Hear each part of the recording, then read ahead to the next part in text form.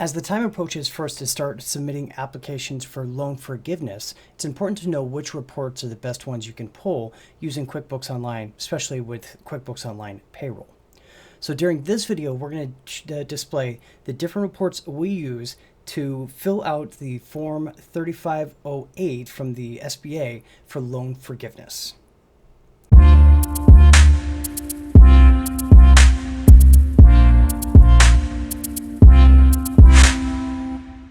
Now, the first part of this whole process, of course, is we want to take a look and make sure that you have actually captured your PPP loan, pulled it in, and created it into the right type of an account.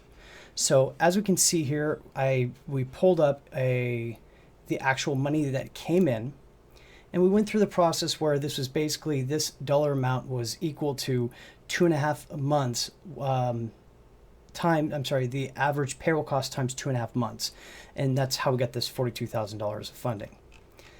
Now, when this gets pulled in, it's going to come into the bank feed as a deposit. And you'll know that this is the PPP loan amount because it usually will say either small business or SBA specifically there itself, in comparison to if you had like an advance or the EIDL loan. And I can show you those ones in just a bit.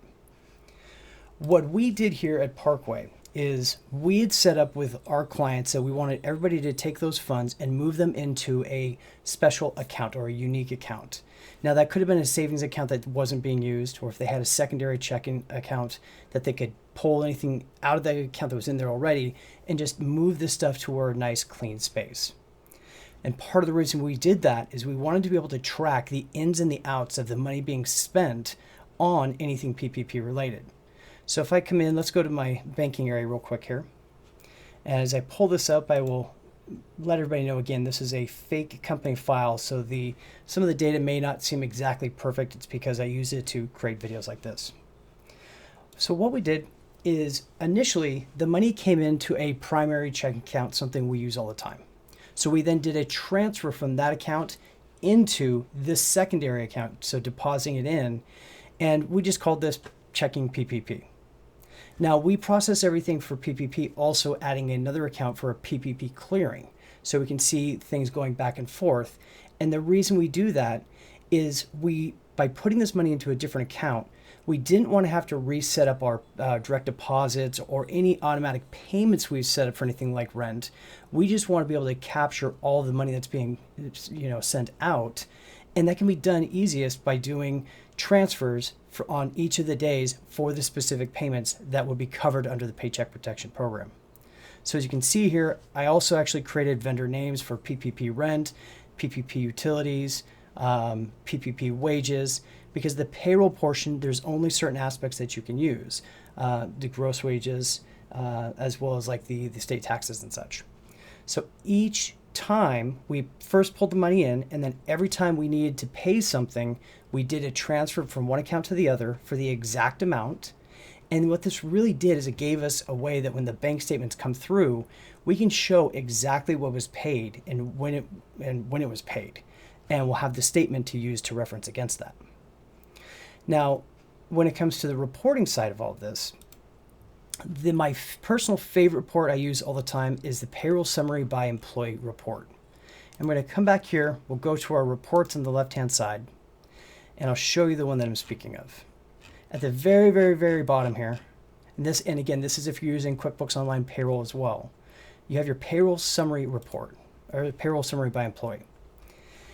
This report is probably the most powerful one in QuickBooks Online when it comes to tracking all the details for the PPP. And the reason being is you can come in, as you may have seen here, set up a custom date range.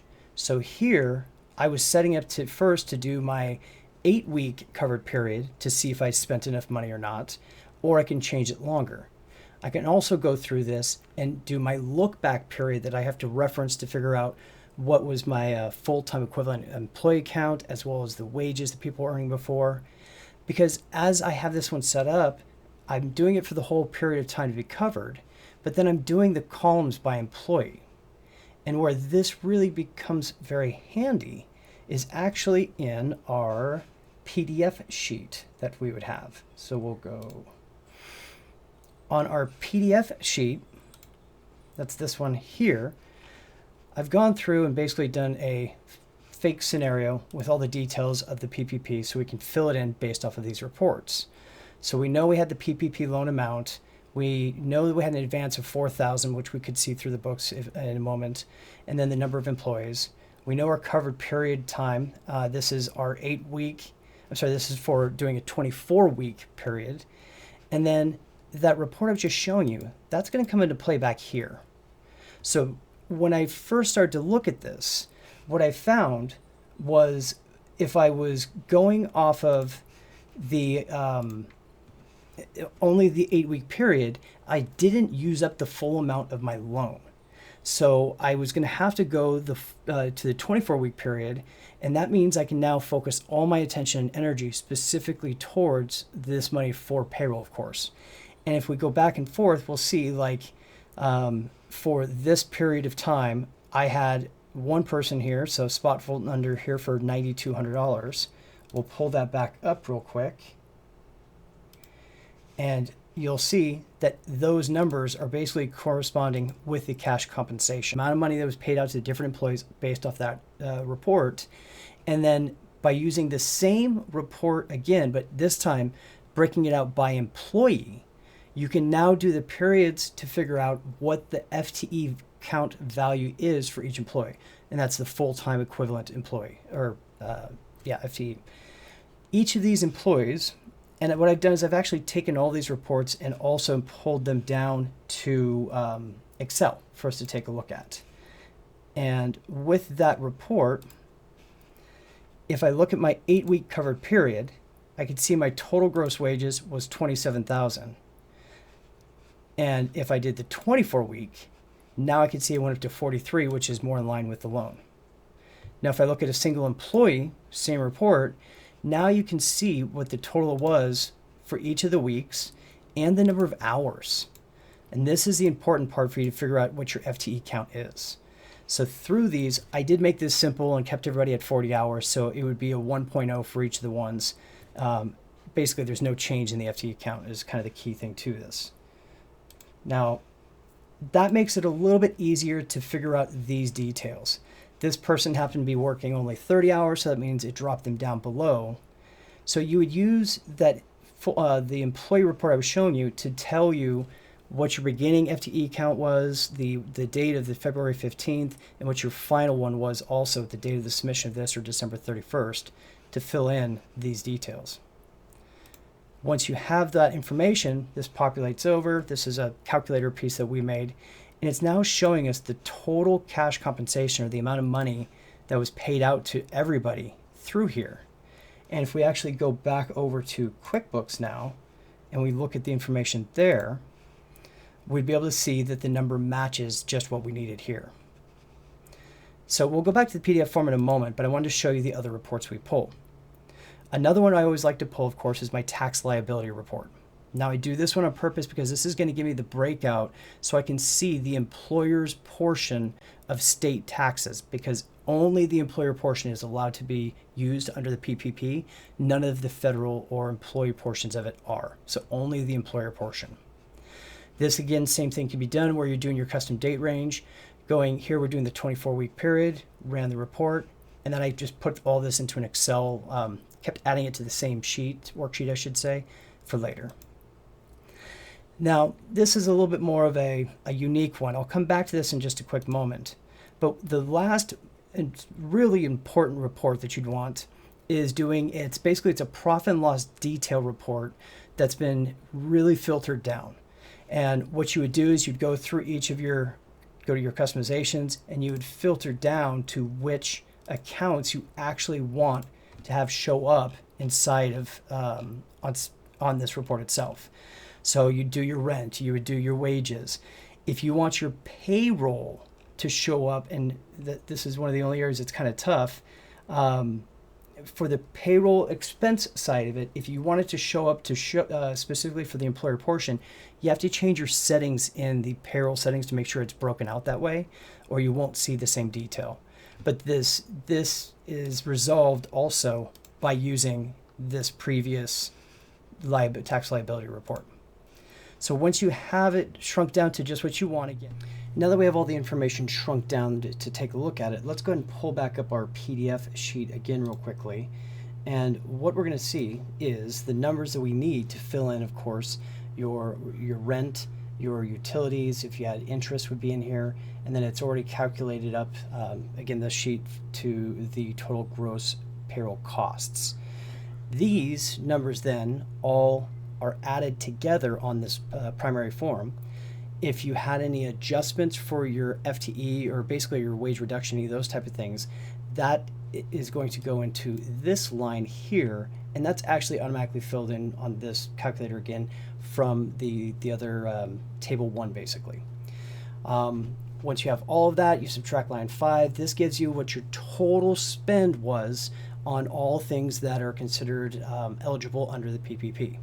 Now this is one area that I want to draw some attention to, because the language that's used on this on the calculation here coming up in a moment for line 8 it's a little open-ended.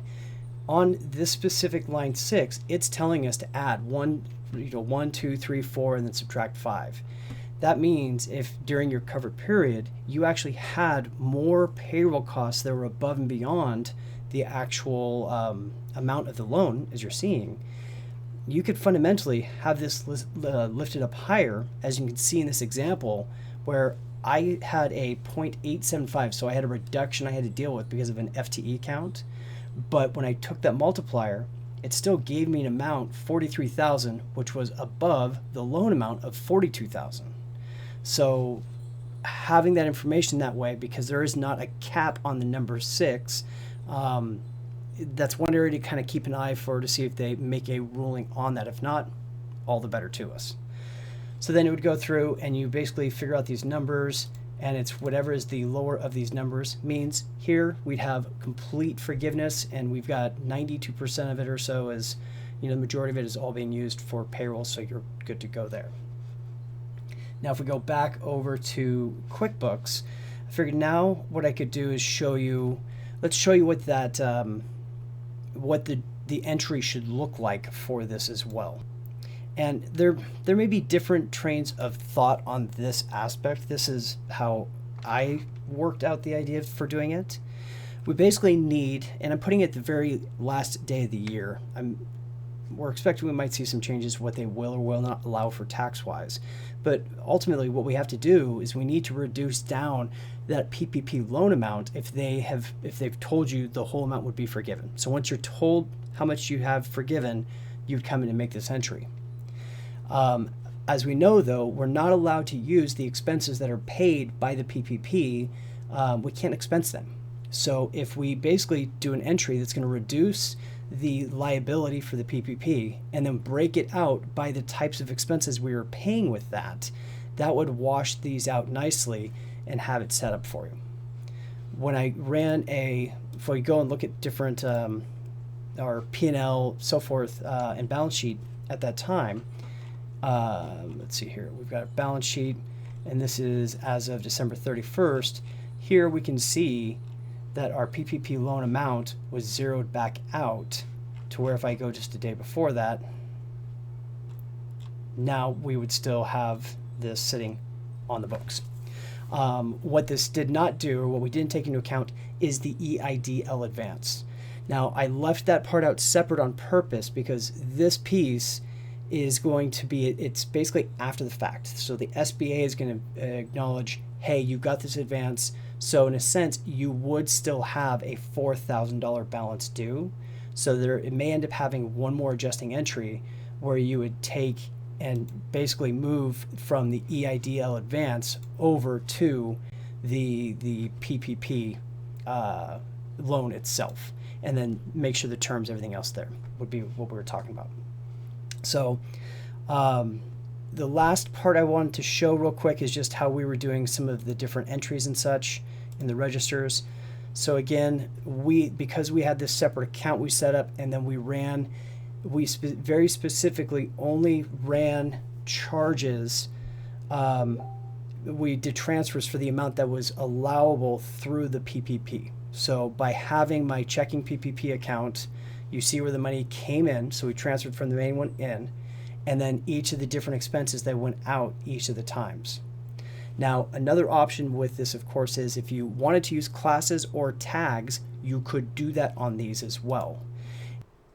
Hopefully the information we provide you today will be helpful as you complete your Form 3508 requesting loan forgiveness. If you're interested in the form that we used during the video, the PDF calculator, that can be purchased and downloaded from the site that you're seeing on the screen now. Included with that download is additional resources, kind of a course, if you will, surrounding around the Paycheck Protection Program. It's a resource we continue to add extra content to all the time. So feel free, we would appreciate it if you would like to purchase it. If you have any questions with it, you can reach out. Until the next time, here's wishing you all a very successful week.